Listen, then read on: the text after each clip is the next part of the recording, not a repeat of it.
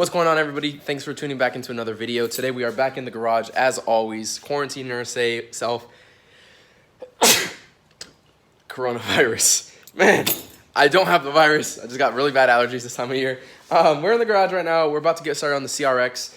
We have over here the viscous coupler from the Freelander, Range Rover, Land Rover, whatever it's called. I forget. You guys can refer back to the old videos. And if you saw maybe about 10 videos ago, we had launched the car on the street and the bolts had ripped out of the rear differential before we made the new mounts that we have now. And it destroyed the carrier bearings that we had for the Land Rover viscous coupler. So we went ahead and ordered some new ones online, got that installed, and they are super smooth. As you can see, they're the OEM replacement. Real good. They have the dust shield on the back already. Once I go to put this part on, we're going to put the dust shield onto the front as well. But everything's nice and ready to go on. Another failure that we had when the differential happened, not only did the bearings of this break out, causing the coupler to actually move to the rear, that made the front shaft pull out of the joint portion. So this is the old one. This is a new replacement we got online. And it destroyed the front part of it. So we have a new one that we're going to be putting in, cutting and welding to length as well, like we did on this one. I just want to reiterate something. The joints did not fail. The weld did not fail. What failed was this pulling out of the socket right there, essentially the joint itself, because the coupler itself moved to the back. It's not that there was any failure with the conversion that we did or anything. That was fine. It was just because of the angle and overextending of the shaft itself. So that being said, we're going to we actually already modified a little bit. These come with a little spacer right there from the factory. They go to about right there, and then it has 4 spot welds holding it onto place, and we just cut that off just because the mount that we have, it was easier to make it fit to the right size and the right level and whatnot, being flat. Then one thing that we need to do, I believe on the back tab, or it might have been the front tab, we had to add this extra leg just so it uses the same bolt hole that we use for a different drive shaft, the one that was straight over there under the car. So we're going to have to make another tab like this and just weld it on. Should be really easy. As for the rear of the car, this is the drive shaft. It had a little scratching right there, but it's not grooved or anything. That's from when the angle messed up and it was touching on something on the way back home after the failure. But that's still in really good shape. The back shaft is good. All we need to do is mount this, make the ear, and then do the front shaft as well. You guys have seen me do this in other videos, so I'm not going to do like a how-to. You guys can refer back to the old ones, but just wanted to keep you up to date on what exactly we're doing in the garage right now. The last video that I uploaded, I believe, is about a week ago, and that would have been recorded just about 7 days ago. So the car has sat without being started for about, I want to say 10 days since we did the rebuild and whatnot, and it only had a couple heat cycles after we started the car up right now. And I left it with the battery plugged in and everything, no charger, nothing done to the motor, didn't even reprimer or nothing. It cranked right up, started perfectly. So I know that the motor is really healthy. Before we actually try some things out, I think I'm going to remove one of the T's. And that's this one right here, the one that goes from the turbo to the bottom of the wastegate. As of right now, it has 2 T's, essentially giving more boost. So I'll probably just remove one and run a little bit less boost right now, just so we make sure that everything's breaking in properly and whatnot. But everything is pretty good. It's running perfectly. The only thing that we need to do is get it back to all-wheel drive, and then we can have a little more fun with it. On the Integra side of things, there are a lot of things that we want to actually get ordered for this. In the last video, you saw that we were doing the scatter shield, if I'm not mistaken, for the Integra. That, I got to touch up some areas on the paint, but I did get some fresh hardware for it. And basically what was on it before was these Allen head bolts, and then we got the button Allen bolts with a stainless steel finish. So it's a lot nicer. We just picked them up at Ace. And one thing that came with this scatter shield when I bought it, some of the bolts were the hex head, and others were the Allen head. A lot of them had rust, and some of them were still okay. So I just wanted to have uniform bolts all around.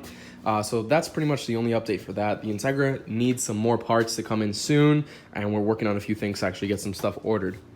As for the RSX, I'm filming this right now, Sunday, I believe the 2nd of May, if I'm not mistaken. And tomorrow we should be taking this to paint. Like I mentioned a couple videos ago, this is going to get a really budget paint job. We're probably going to go to a Econo in Daytona, something just a really smaller budget paint job. Like in our old RSX, if you guys follow the videos from a couple years ago, we had an Econo paint job done as well on our other RSX, and it came out decent for the price. At least it didn't come out bad or anything. So you guys can see that we did most of the body work here at home. And the wing for the car, a couple people commented and said that we should really get rid of this wing. It's just an Type S replica that we picked up on eBay. A lot of people said to get rid of it. I personally love it, so we're gonna get that painted as well. Bumpers are off. We're just going with the old tail lights to get painted. As soon as I get there, I'm gonna unbolt them. They have one bolt on each side, on the front and on the back. So as soon as we get there, we're just gonna zap them off. That way it has a nice clear spray path, since those places don't typically do a great job of masking. But yeah, that is pretty much an update for the whole garage. I know that I just wanted to like show you guys what's been going on the last week. I was actually out of town, so I didn't really record anything, but I'm back in it. I'm back on the grind, and yeah, we're gonna get as many videos every other day or every day if possible uploaded to you guys and keep you up to date with the builds and have you guys have fun at home, at work, if you're still essential and whatnot, or whatever you're doing. That being said, I am going to go ahead and get started on the CRX. Like I mentioned, I'm not going to do step by step since we've already done this in other videos, but I'll show you little updates here and there as soon as we get to working. All right, so we have the shaft back on. If you guys want to know how we did this, essentially just look at our old videos. We showed exactly how we did it on the other ones. Front shaft is the new one, and the back one is the same as before. You can see the difference in the rear diff mount. What we did a couple weeks ago was the square tubing up top to have a lot of a sturdier bar. The old bar was just like a regular steel tube bar, and it was really flimsy, and it caused so much flex. Now there's no flex, plus we have the steel square tubing in the back as well, and it's nice and sturdy compared to how it was before. And she's four-wheel drive again. The last thing that we have to do from what we didn't get done from the rebuild last time, I just have to cover up some of the wiring right here for the distributor that I took the electrical tape off. Now I got to put it back on. I have to put in the O2 sensor, the wideband, onto the up pipe, which is cake, and then wire these two wires right here onto the new fan with the shroud, obviously, because the old fan that we had, the wires ripped out of the fan itself just because it was so old. It was a fan that was from Mishimoto, and they're good fans. They flow really well with the shroud combination and whatnot. But we had used it on the Integra. We used it on like 3 cars as well besides the Integra, and we finally put it on this car. And it worked well for the time being, but the connections were a little loose, and I didn't know the severity of it, how like bad it was. And when we pulled the motor, like they actually just pulled out of its place. Or I think right before we pulled out the motor, we already saw that it was pulled out of like the little plug or whatever you want to call it on the fan itself, so it wasn't something we could repair. Luckily, I have like 3 more fans just chilling. I have that one, one over there, one under the box, and then actually 2 on the radiator that's going on the Integra, which obviously we're going to use. So it's not like it was a big deal or anything. We got that swapped out. The car just started up and idled perfectly. So let me do a quick little clip of all 4 wheels turning, because I love the way it looks on jack stands with the wheels turning, all-wheel drive stuff. So let me do that real quick, and I think you guys will enjoy it just as much as I do. All right, let's get her started. I think the key's in ignition. Nope, actually it's right here. On jack stands, starting in neutral.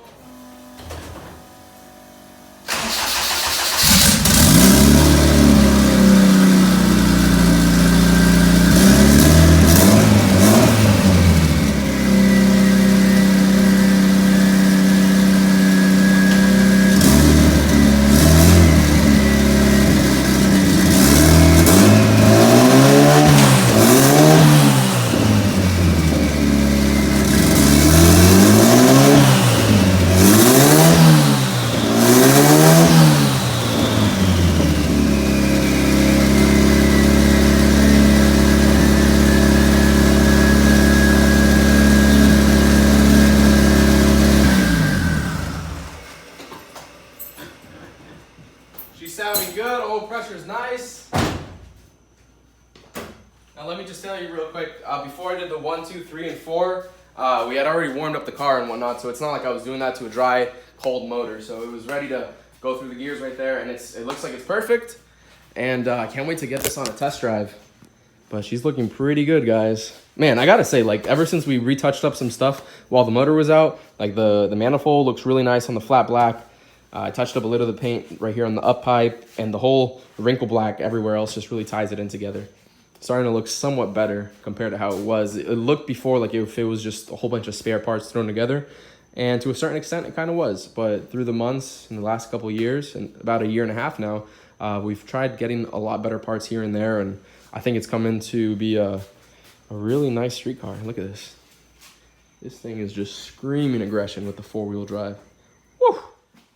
All right, it's about quitting time. It's about 12 a.m. right now, if I'm not mistaken, and we're pretty much wrapping up the garage. The car is off jack stands. Tomorrow, all I have to do is wire up the fan, and the wideband's already in, so it should be ready for a test drive. Go over all the wheels and make sure all the lug nuts are nice and tight, axles are as well, and then nut and bolt the whole car, you know, like check everything, make sure it's good to drive for the first drive and whatnot.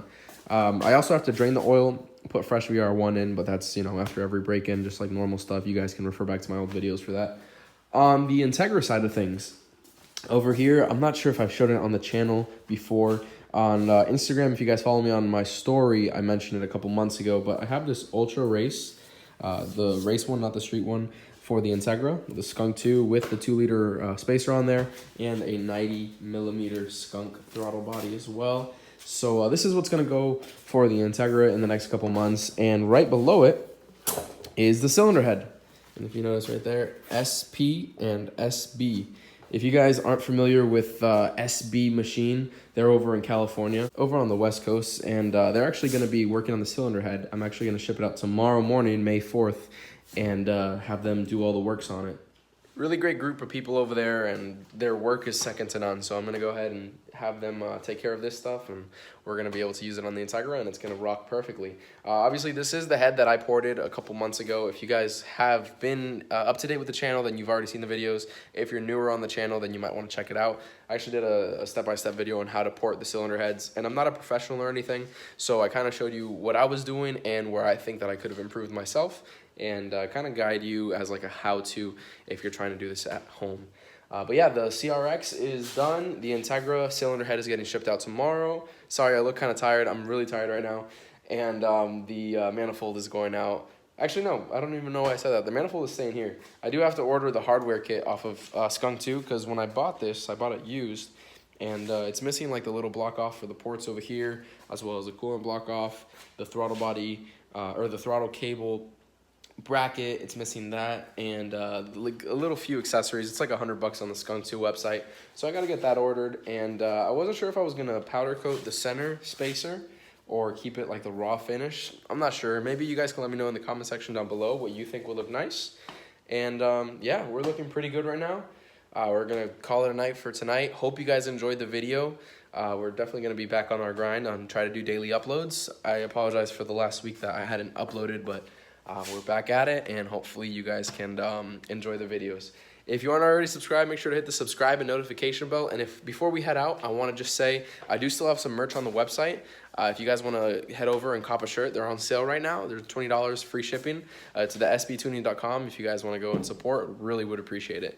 That being said, if you haven't liked all the video already, make sure to hit the like and leave me a comment down below, and we'll see you on the next one, guys. Peace.